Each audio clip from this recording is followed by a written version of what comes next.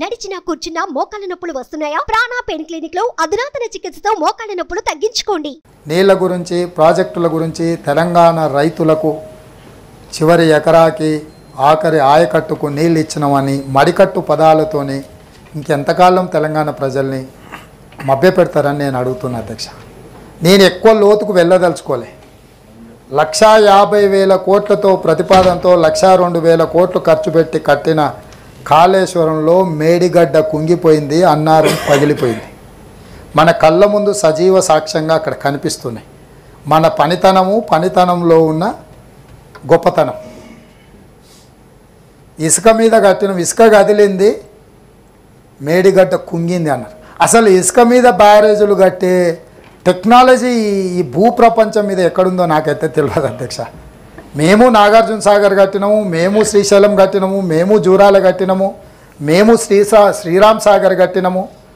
ప్రకృతి వైపరీత్యాలకు దశాబ్దాలుగా నిటారుగా నిలబడే అన్ని వైపరీత్యాలను తట్టుకొని నిలబడ్డ ప్రాజెక్టులు అక్కడ కళ్ళ ముందు సజీవంగా ఉన్నాయి. కానీ 3 ఏళ్లలోనే కట్టిన మేడిగడ్డ కుంగిపోయి అన్నారం పగిలిపోయిన తర్వాత కూడా ఇంకా మేము గొప్ప ప్రాజెక్టులు కట్టినామని చెప్పుకోవడం తగ్గిస్తే బాగుంటుంది. శాసనసభ సమావేశాలు పూర్తయిన తర్వాత ఒక మొత్తం సభ్యుల బృందాన్ని గతంలో ఈ ప్రాజెక్టులు పూర్తి చేసినప్పుడు గ్రామాలలో బస్సులు పెట్టి ఈ ప్రాజెక్టుల దగ్గరికి పర్యటనకు రైతులందరినీ పంపించాను. నేను మొట్టమొదట అందరి సభ్యులకు మా శాసనసభ లెజిస్లేటివ్ అఫేర్స్ మినిస్టర్ గారి ప్రాంతం అది, వారిని నేను అనుమతి అడుగుతున్నాను. ఎందుకనంటే ఆ మేడిగడ్డ వారి సొంత శాసనసభ నియోజకవర్గంలోకి వస్తుంది.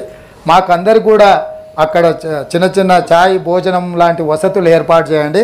అటు అసెంబ్లీలో ఉన్న ఎమ్మెల్యేలను, ఇటు శాసనమండలిలో ఉన్న సభ్యులందరినీ కూడా అక్కడ పర్యటనకు తీసుకెళ్తాను. ఏ విధంగా అది కుంగిపోయి ఎందుకు పనికి రాకుండా అయిపోయిందో మిమ్మల్ని అందరినీ తీసుకెళ్ళి చూపిస్తాము. మీరందరి సూచనల మేరకే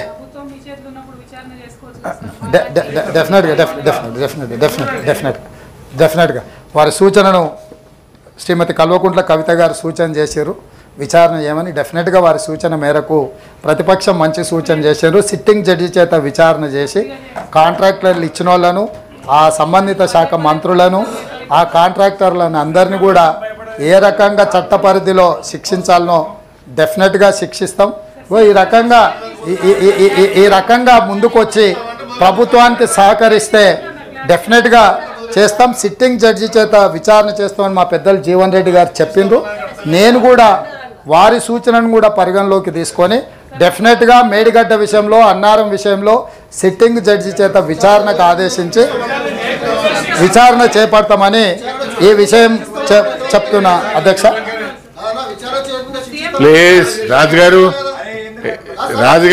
please please please please please please అరే కూర్చోవయ్యా.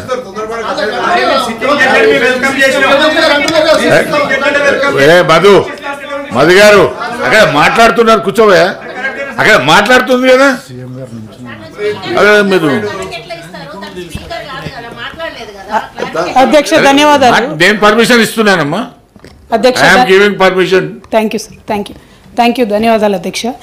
గౌరవ ముఖ్యమంత్రి వర్యులు పదే చెప్పిందే చెప్తూ మేడిగడ్డలో కానీ అన్నారంలో కానీ చాలా ఘోరాలు జరిగిపోయినాయని చెప్తా ఉన్నారు అధ్యక్ష.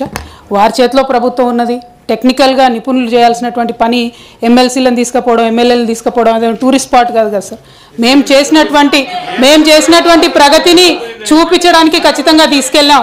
ఇవాళ తప్పు జరిగితే తప్పు నిర్ధారించాల్సింది మనం కాదు, నిపుణుల ఆధ్వర్యంలో కమిటీలు వేయండి, ఖచ్చితంగా నిర్ధారించండి. ఏ పరీక్షకైనా సిద్ధంగా ఉంటాం, అందులో ఎటువంటి అనుమానం లేదు. Thank you sir. గౌరవ ముఖ్యమంత్రి గారు ప్లీజ్.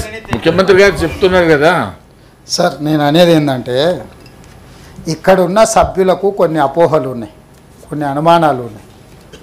నా సహచర సభ్యులకు అపోహలు, అనుమానాలు ఉండొద్దు. ఈ ప్రభుత్వము పారదర్శకంగా నిష్పక్షపాతమైన విచారణకు ఆదేశిస్తుందని నమ్మకం కలిగించడానికి మేము వాళ్ళందరిని అక్కడికి తీసుకెళ్తామని అంటున్నాము.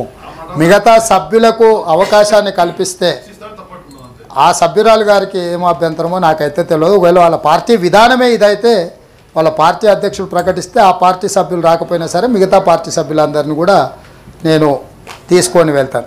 ఏ విచారణ అయినా విచారణ తర్వాత విచారణలో తేలిన అంశాల ప్రాతిపదికన కారణం ఎవ్వరని తెలిసిన తర్వాతనే భారత రాజ్యాంగంలో శిక్ష ఉంటుంది. నచ్చితే నజరానా, నచ్చకపోతే జుర్మానా విధానం ఈ ప్రభుత్వంలో ఉండదు. గతంలో ఏమన్నా అట్లాంటివి ఉన్నా ఇప్పుడు అట్లాంటివి జరగవు. కాబట్టి ఎవరు భయపడాల్సిన పని లేదు, ఆందోళనతో కుంగిపోవాల్సిన అవసరం లేదు. నిష్పక్షపాతమైన విచారణ చేసి చర్యలు తీసుకుంటాను మీ ద్వారా సభ్యులకు నేను మాటిస్తున్నాను. అదేవిధంగా పెద్దలు జీవన్ రెడ్డి గారు ఒక కీలకమైన అంశాన్ని లేవనెత్తినారు. తెలంగాణ ఉద్యమంలో ఇది కూడా ఒక ఉత్ప్రేరకము. నిజాం ప్రారంభించిన చక్కెర కర్మాగారాలు రకరకాలుగా సమస్యలను ఎదుర్కొని మూతబడి హామీలు ఇచ్చిన వాళ్ళు కూడా అది అమలు చేయకపోవడంతో ఎన్నికలలో చేదు అనుభవాలు చూసి వీటన్నిటిని చూసినాం. నా పాదయాత్ర సందర్భంగా అక్కడ రైతులను వారి నాయకత్వంలో కలిసినాము. మా ప్రభుత్వము నిజాం చక్కెర కర్మాగారాలను తిరిగి ప్రారంభించడానికి కట్టుబడి ఉన్నది. ఈ విషయంలో ఎలాంటి సమస్యలు అడ్డంకులు రాకుండా ఉండడానికి డెఫినెట్గా ఆఫీసర్స్ కమిటీ అదేవిధంగా మినిస్టర్స్తో కూడుకున్న ఒక కమిటీని వేసి వాళ్ళ నుంచి నివేదిక తెప్పించి ఆ నివేదిక ద్వారా వారు ఇచ్చిన సూచనల మేరకు తప్పకుండా తిరిగి ప్రారంభిస్తాము.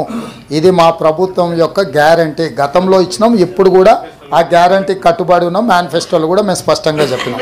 అదేవిధంగా నర్సిరెడ్డి గారు కూడా స్కూల్ సర్వీసెస్ మ్యాటర్ మీద, సిపిఎస్ మీద, జీతాలు మొదటి తారీఖు చాలా విషయాలు ప్రస్తావించారు. ఒకేసారిగా అన్ని సమస్యలు పరిష్కరించే దాని మీద మాట్లాడినారు. డెఫినెట్గా ఓపెన్ మైండ్తో ఉన్నాం. సిపిఎస్ని రివైవ్ చేయడం కానీ 317 జీవోల విషయంలో కానీ ఈ ప్రభుత్వం మీ అందరితో చర్చలు గతంలో ఏ విధంగా అయితే టీచర్ సంఘాలకు సంబంధించి ముఖ్యమంత్రులే వాళ్ళతో కూర్చొని చర్చించి మీరు లేవనెత్తిన అంశాలను పరిష్కరించే విధానం ఉందో తిరిగి పునరుద్ధరిస్తాం.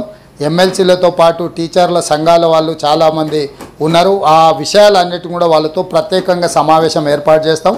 శాసనసభ సమావేశాలు ముగిసిన వెంటనే ఈ విద్యా విధానంలో ఉపాధ్యాయుల మధ్యలో ఉన్న సమస్యల్ని వాళ్ళు ఏమేమి ఎదుర్కొంటున్నారో వాళ్ళతోనే అవసరమైతే ఒక 4 గంటలు కూర్చొని అధికారులను కూడా నిర్ణయాలు చేసే అధికారులను చీఫ్ సెక్రటరీతో సహా మిగతా అధికారులందరినీ కూడా పిలిచి మీతోని సమావేశాన్ని ఏర్పాటు చేస్తాం.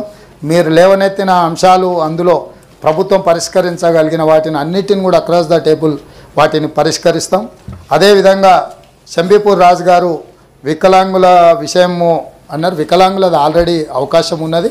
ఇంకా ప్రత్యేకంగా వికలాంగులకు ఏమైనా ప్రత్యేకమైన వసతులు ఏర్పాటు చేయాలన్నా కూడా ఈ ప్రభుత్వము ముందుకు వస్తుంది. ఇక అదేవిధంగా పబ్బులు బార్లు మనం ఎంత తక్కువ మాట్లాడుకుంటే అంత మంచిది. ఎందుకంటే గత ప్రభుత్వం ఇచ్చిన అనుమతులు వాళ్ళు పెట్టిన పాపాల పుట్టనే మన ఎత్తి మీద పెట్టారు. డెఫినెట్గా ఆల్రెడీ బార్లు పబ్బుల మీద ఆదేశాలు ఇవ్వడం జరిగింది. వాటి మీద ఏ రకంగా చర్యలు తీసుకోవాలనో చట్ట పరిధిలో డెఫినెట్గా వాటి మీద కూడా చర్యలు తీసుకుంటాం. అదేవిధంగా ఏవిఎన్ రెడ్డి గారు 317 జీవోకి సంబంధించి స్పౌస్ కేసెస్ గురించి వివిధ అంశాలు లేవనెత్తారు. డెఫినెట్గా ఈ జీవో బాధితులందరినీ వాళ్ళందరి సమస్యలు పరిష్కరించడానికి మా ప్రభుత్వం కట్టుబడి ఉన్నది. వాటన్నిటిని కూడా పరిష్కరిస్తాం. ఈచ్ ఇండివిజువల్ కేసెస్ ఏమున్నా కూడా వాటన్నిటిని కూడా మా దృష్టికి తీసుకురావాల్సిందిగా కోరుతున్నాం. బ్రేక్ఫాస్ట్కు సంబంధించి కూడా లాంఛనంగా సేమ్ ఇది కూడా అదే కేసు, నకిలీ కేసు. ఒక రోజు కోసం అట్లా ఫోటో ఫినిషింగ్ కోసం చేసిండ్రు, తర్వాత ఎక్కడ చేయలేదు. భవిష్యత్తులో మధ్యాహ్న భోజన పథకాన్ని అమలు చేసే దాంట్లో కూడా వాళ్ళ జీతభత్యాలు కానీ వాళ్ళ ఖర్చులు కానీ ఏమి ఇవ్వకుండా మధ్యాహ్న భోజన పథకం కూడా లోపభూయిష్టంగా ఉన్నది. వాటిని ఈ బ్రేక్ఫాస్ట్కు సంబంధించిన అంశాలను కూడా వీటన్నిటిని కూడా ప్రత్యేకంగా చర్చ చేసుకొని ఆ సమస్యలను లోతు తెలుసుకొని వాటిని కూడా పరిష్కరిస్తాం.